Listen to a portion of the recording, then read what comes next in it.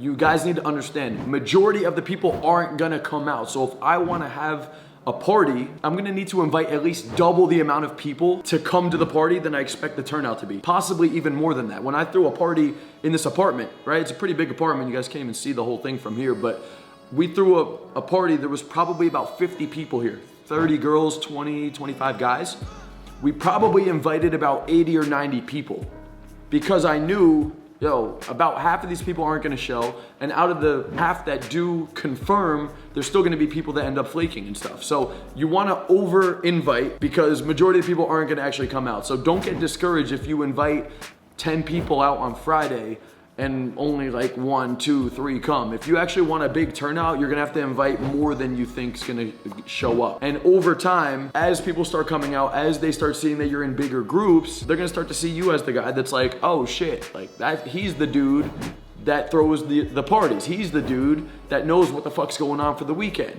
And they start to see you in that light, and over time, they'll actually start reaching out to you come Wednesday, Thursday, Friday. Yo, dude, what's the wave for tonight? Yo, dude, what's going on for Halloween?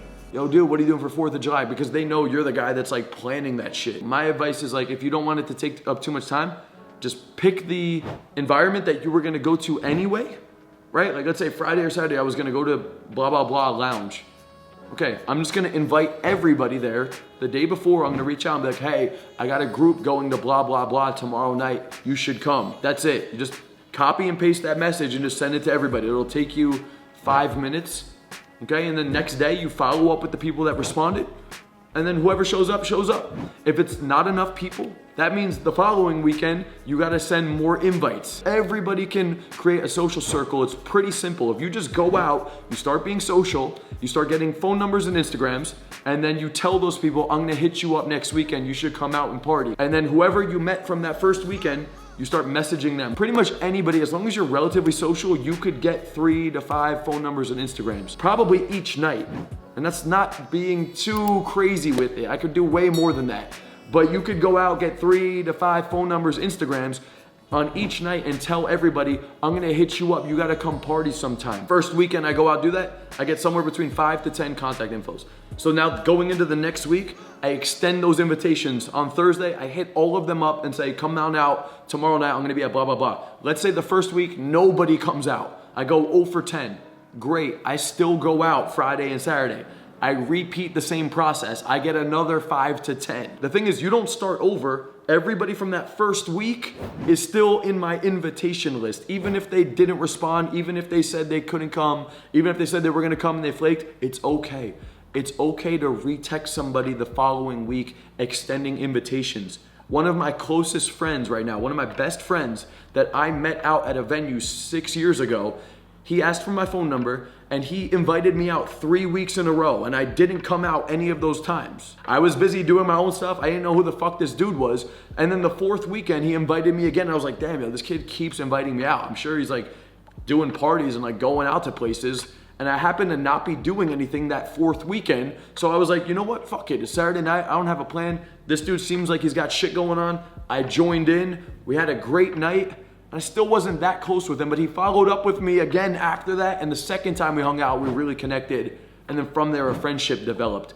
So you go out that first weekend, you extend the invites, no one comes out, cool. Next weekend, now I have 10 to 20 people to invite. 1 or 2 people come out, cool. But after the second or third, the contact list is growing and growing and growing. So as long as you just keep extending those invites, you'll be the guy that can invite fucking 50 or 100 people. And again, it's not that crazy if you're just copy and pasting a message.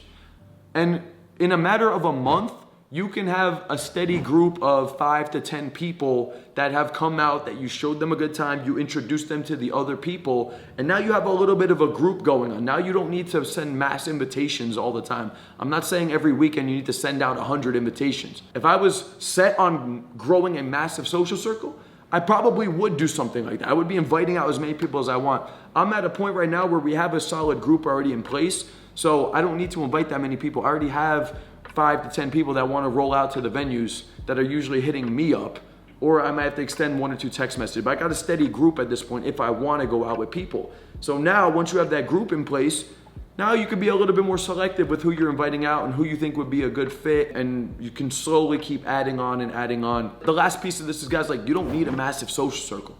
Honestly, you don't. You really don't. Some people want to live that life.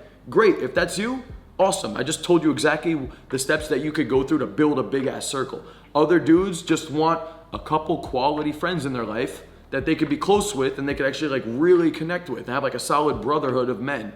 That's cool too.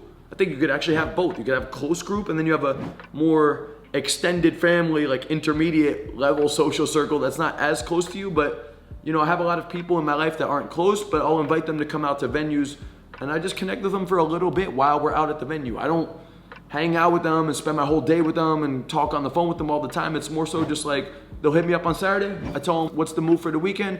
They pop out to the venue. I see them out the venue. I dap them up. We talk. We shoot the shit for 5-10 minutes. I go back and I'm doing my thing. Okay, so you have different levels of friendship, different levels to the social circle and the tribe. All right, so these are just things to keep in mind. Wherever you're at, you can take that next step, take that next step, and take that next step, because the more resources you have, the more people you have in your network and in your circle, and the more value you could provide to other people. Because being that guy that has a friend group that has shit going on, guys and girls, that's value. So you meet a new person, you have value to offer them. You meet a new girl, you have a social circle and a lifestyle you could bring her into, and she sees that you're the dude running shit, and that's attractive to a lot of girls. Okay, so that could be you if you do it right.